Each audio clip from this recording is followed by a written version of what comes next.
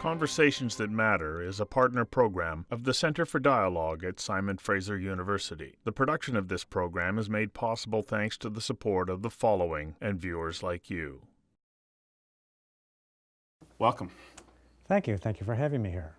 You're out here for the Assembly of First Nations, basically, energy conference. Why is it important that we pay attention to a First Nations conference on energy development in Canada? What's happened that has raised the need to pay attention to this? Well, we've had a president basically say he's not interested in our bitumen, and we've had a group of Asian CEOs saying they can't get anything done in Canada. And by president, you mean Obama? Obama. Yeah. And the common denominator would appear to be this merged agenda with First Nations and eco-activists and municipalities. And it seems to me the most important player, the one that has the backbone of this movement, the legal winning streak, are First Nations. They are massively empowered, and they are putting on a conference to say that it doesn't have to end badly. We're not sure what the ending is going to be, but it does not have to be gridlock and stalemate, which is what we have here. And they invited the government leaders in, and yesterday morning I witnessed history in terms of the modern Canada. How? What happened?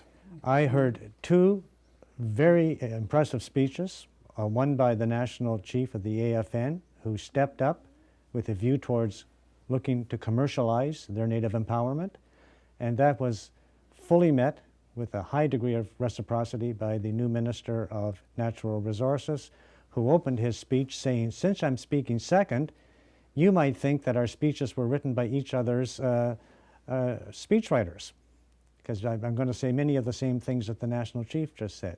And he went on to say many of the same things. And that's because there's no plan B.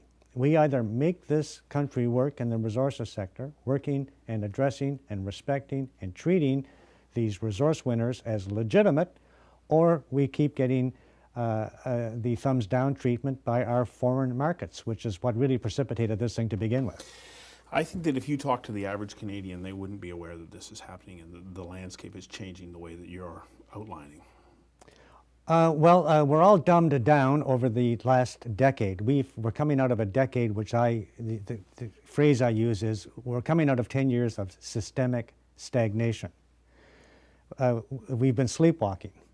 But while we've been sleepwalking, the rest of Canada, First Nations have been picking off all of the fundamentals of the government's legislative platforms to prioritize resource extraction. Everything they tried to do, First Nations have won a court case in their favor against. And now I'm up to 6 such court cases, which means that even if a party came in from Pluto to run this country, they'd have to be smarter with natives, because the present system is fundamentally broken as a result of these 6 court cases. So is the most important one being the Silcoteen decision of 2015? Oh, I'm not even counting that one. You're not even counting that one? I'm not even counting that. Let's go down the list. The omnibus bills, the 2 of them, the big massive 600-page document that has the whole ball of wax. Both those omnibus bills have been impugned by a federal court ruling that basically says First Nations were not properly consulted on them, and basically a declaration to that effect puts a cloud over them. Then along comes the First Nations Fiscal Transparency Act. Let's get these guys to open the books. Where's this money going? Likewise, federal court justice impugns that. 3 weeks ago, in this province, the equivalency agreement that allowed your government, provincial, to back out of a review process and let a process of lesser standard, the federal process, fill the void. Okay, that has been declared a derogation and an abrogation of provincial authority and responsibility. And First Nations are now able to say that, hey, that Northern Gateway pipeline, it was set up on a review process that we have a court case that says shows that the government bailed on us. Mm-hmm. This is the equivalent agreement that the Kinder Morgan agreement has for its process, and so they get taken out in a drive-by shooting by virtue of the win on the Northern Gateway should, in all fairness, apply to Kinder Morgan. When you throw in Cindy Blackstock's win on the funding of schools and reserves after 10 years, that's another government initiative. You have six fundamental legal instruments that are designed to promote resource extraction and put natives in their place, and every one of them has blown up on the government of Canada, and their export strategy is in tatters as a result. And so the previous government didn't get what it wanted, and this puts us in a position, so when it comes to the utilization of resources in Canada now, where's our first stop? Well, it turns out of all the players who have shown the way forward is the Chamber of Commerce. The Chamber of Commerce in Canada, under Perrin Beatty, who is a unique player because he's been at the cabinet table and he represents people who have skin in the game, right? He basically penned an article just last week saying this system is broken. Why are we constantly talking about pipelines?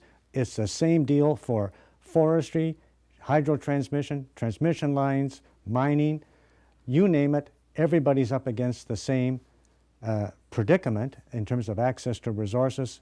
We're getting too bent out of shape over pipelines. The system is fundamentally broken, and it has to be overhauled. Now, so here's a captain of industry who's basically not saying, he's not speaking like the other think tanks. Mm-hmm. The other think tanks are still back in the paradigm of, well, they don't have a veto, do they?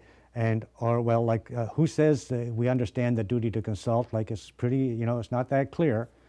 But in fact, it seems pretty clear to me. If you don't do it, you're not going anywhere. It's very, just on the duty to consult, to make that point, in the middle of all of these think tank articles about, the movable duty to consult and, who's responsible and is it really, do they really have that sort of empowerment? A federal court judge, a federal court of appeal judge, this is getting up there in the ranks, said in a ruling where people all wanted to intervene in a court case saying, okay, I've heard enough about the duty to consult. Let me say that we're bound by the Supreme Court of Canada and they have defined it to a high degree of particularity. So here we have a fairly elevated judicial ruling that actually rules on just how well defined is the duty to consult. And I'm putting that out to indicate, don't get swept away by this think tank A, think tank B, think tank C. None of these think tankers have skin in the game. They're typically academics, they're typically talking heads, they're oftentimes lobbying for big business. Got to get you to hang on for just a second while we take a quick commercial break. Yeah. We'll be right back. Conversations That Matter is a not-for-profit program made possible thanks to the charitable support of the following and from viewers like you. Please visit conversationsthatmatter.tv and help us to continue to produce this program. Thank you. There is a gap between where we're at and where we need to be. That's right, and that's where the word social license comes in, okay? Mm-hmm. If you're a rule of law project proponent and my permit outranks your rights, and I know you're a stakeholder, and I know you guys have constitutional protection, right? But my permit still ranks. Well, that's back in the paradigm when that system worked, and that's the way it was set up. But there's now this winning streak. There's an eco-activist winning streak. There is a native legal winning streak. There's actually the Pope wandering around with a terrific encyclical that's very strategic, which is tantamount to a ruling, an international judgment. Of course it isn't, right? Mm-hmm. But I'm saying until all that stuff is reconciled, if you're a project proponent, you are going to be held to account on lacking social license because of what you just called the gap. It's a huge gap. But it's not social license to the Canadian public as a whole, it's social license from First Nations that are directly involved in the project that you may want to develop. It turns out that the answer to all of this is the First Nations could ride into the rescue.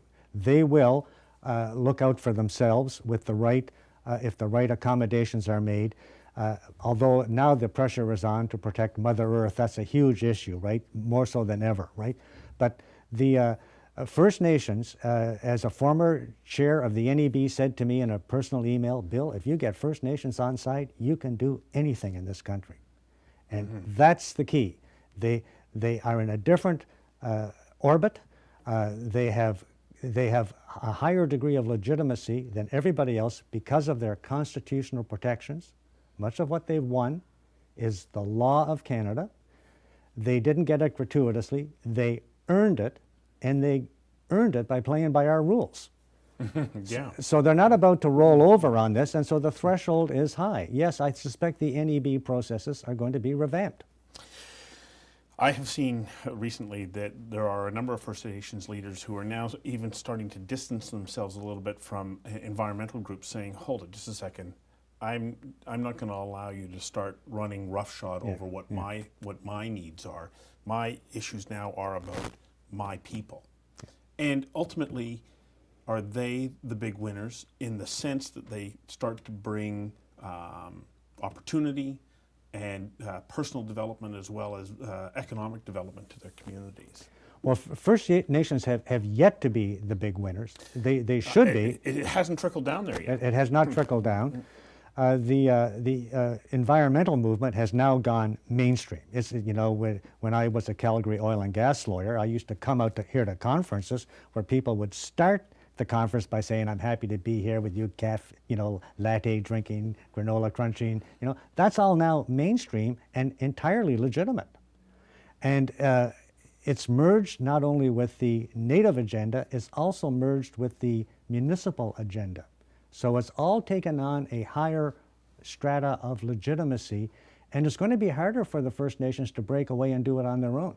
They have huge internal pressures to protect the same priorities that municipalities and eco-activists want to protect. Yes, it could get away on us. But we're all in this together. You know, I had Buffy St. Marie in here who said, well, you're not going anywhere and I'm not going anywhere. We've got to figure out how to make this work. That's right. And are we moving in the right direction right now? We have a new prime minister. We seem to be seeing a new direction.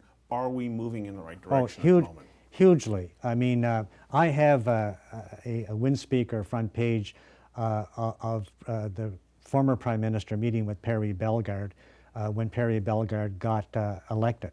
As the national chief. Yep. That's the only face-to-face meeting they ever had. Only one. That's it, at the front end. So somebody who represents a significant Yes, constituency in Canada only saw the Prime Minister once. At the front end, nice to meet you, okay? And that government would go into the regulatory blender, both in this country and in the United States, and just serve up one regulatory and political project train wreck after another. And I'm saying the group who were looking for a seat at the table were just given short shrift right from the get-go. Now flip that around. We now have a prime minister and his senior cabinet who are major FaceTime players with the AFN and any other chief and eco-activist leader and mayor.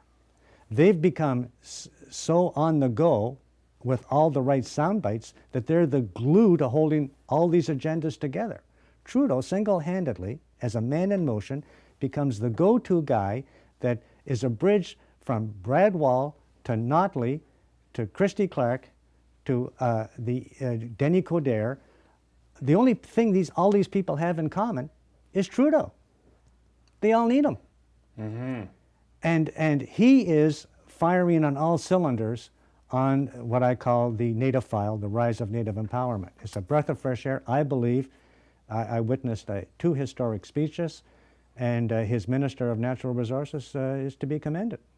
What does it mean to us as a country? It turns out, in 1981, we got probably the best constitutional toolbox in the world to reconcile these issues and make it work and put our banner out that, look, this is how you can reconcile these protections, right? And I'm saying all we have to do is lighten up. Don't try and put the genie back in the bottle. Put them at the table. Make them partners with projects. Understand that they have massive empowerment north of the Trans-Canada Highway, and make it work. This is our second of 3 breaks. We'll be back in a moment.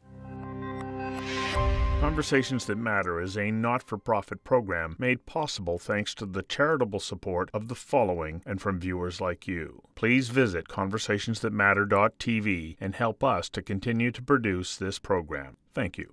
Now, hasn't the UN also come out saying that there needs to be redress to indigenous peoples around the world? And is that what's happening right now in Canada? These are huge issues that are playing out. But the way you approached me with your question was, how does Canada address this, and how does it look? I'm saying the very same dynamics that undermined the Harper legacy, the 6 or 7 legal instruments that made things not work, can, just with a change of attitude, be made to work with a toolbox that shows us as the way forward for all democracies in the world. So my sense under Harper is that his view was, well, if First Nations benefit and do well, then we lose. Whereas my sense of Trudeau is he's saying, like Bellegarde, if we win, so does everybody else. Like it's coming from a place of abundance rather than scarcity. That's right, but in fairness to the former Prime Minister Harper, I do believe he was well-intentioned with the apology and all of this, and the residential school settlement. I'm not writing this guy off as a guy that didn't try, but it got away on him. You cannot front end these projects as a politician calling one pipeline a no-brainer, and then having your resource minister talking about foreign radicals and problematic eco-activists. You can't front end a regulatory regime like that when you have this rise of Native empowerment that's just coursing through the system. That is a remarkable and uniquely Canadian phenomena that when I speak to First Nations, I basically say you can stop winning anytime now. What I want to see you folks doing is commercializing your empowerment. Okay, so there's the power, the influence, the ability to work with industry, with other levels of government to bring opportunity.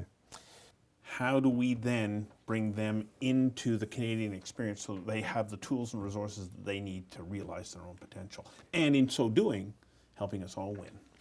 Well, we all have to pitch in and realize that we have a broken regulatory system and a broken natural resources sector, and so everybody needs some healing on this one. I mean, this is the silver lining of when everything goes bad at the same time.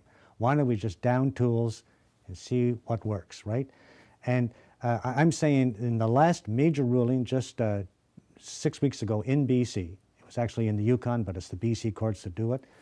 The Chief Justice of this province ended his ruling with a quote out of the conclusions of the Truth and Reconciliation Commission. What does it tell you when the Chief Justice of a province of this magnitude is quoting verbatim from a conclusion from the Truth and Reconciliation Commission on the word reconciliation? He's giving a number of very, very layered messages. He's saying, if you've got a no on your project or your land use plan, think twice before you load up our legal conveyor belts. The second thing is, if you do want to come here, you better bone up on human rights law.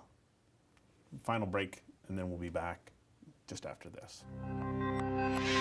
Conversations That Matter is a not-for-profit program made possible thanks to the charitable support of the following and from viewers like you. Please visit conversationsthatmatter.tv and help us to continue to produce this program. Thank you. So when I hear you talk like that, and I start to think about business or an industry that wants to make investment, and they need to bring in First Nations workers, do they have to say, part of our responsibility is to help train you, to bring you along, and we have to have the patience, understanding, and the programs to make sure that happens, because that's part of reconciliation. Oh, there's a lot of them already on that wavelength. It's not as if we're not total slow learners on the road to resources, but there's a lot that are caught in the crossfire. But that's right, yes. Mike Holmes, the construction guy, wrote an article standing out in front of a duplex on the Danforth, big picture. What happens when that big construction bin lands in front of your shared property, and like the people going out, sending their kids out to school the next morning, basically say, are you doing something next door, right? And then he gets into an analysis of why you should talk to your neighbor. And what will be the reaction at City Hall when you go down, either together or they go down first, and the first question is, well, have you spoken to your neighbor? Like, that would be like the government, right? And he goes through, in his plain common sense language, 10 common sense points of view on, just heads up, things you need to know. Now, I'm able to come along and take BC court cases and say, Mike Holmes doesn't know he's a legal scholar, but man, he nailed that court case. That's right, he's got that straight. Oh, next one? Absolutely, bang on, And I'm saying this is stuff that Mike Holmes has figured out. So as you sit here in, February of 2016, and you look forward, is this a good day, or is it one that you're worried about the direction that we're moving in? Oh, this is a 5-star day. I think there's tremendous goodwill. I mean, the cold shower we're going to take, because there is an economic cold shower coming, the cold shower we're going to take is meeting the legitimate demands of First Nations in order to break them free of the municipal and the eco-activist thrall that they're in, because they are. And the fact that they are gatekeepers, resource gatekeepers. But if our resources are going to reach Asian markets, or if our bitumen is going to reach the Gulf Coast, some of the people listening to the Minister of Natural Resources, all in the room, will have to have their demands satisfied. It will be a very interesting journey over the next couple of decades, won't it? If you're winding up, I'm saying it's a whole new ball game. If you're engaged in this debate as your viewers, and I know your viewers are, step out of any prison you may have put yourself in about past policies, transfer agreements, framework agreements. This is a whole new ball game, and a very refreshing and enlightened one. And I'm going to give a plug. If the PCs, who probably have canceled themselves out on these issues as opposition, okay, I do not think they're going to be opposition players on getting our resource economy up and running.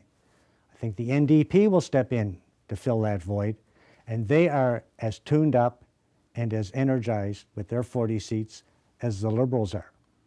So I think there's room to spread our wings in this country and to show the world that we can be leaders in human rights and resource breakthroughs. And the only mayor who got an invitation to go and visit the Vatican with the Pope was your mayor here in Vancouver. And the day before the Chilcotin decision came down, his municipal government issued a declaration that his city is on unceded Aboriginal land. And I believe, it's a guess, that that's what got him the invitation to the Vatican. And all of these people are on the high moral ground. And basically, we're going to have to say that that's a wonderful place to do business.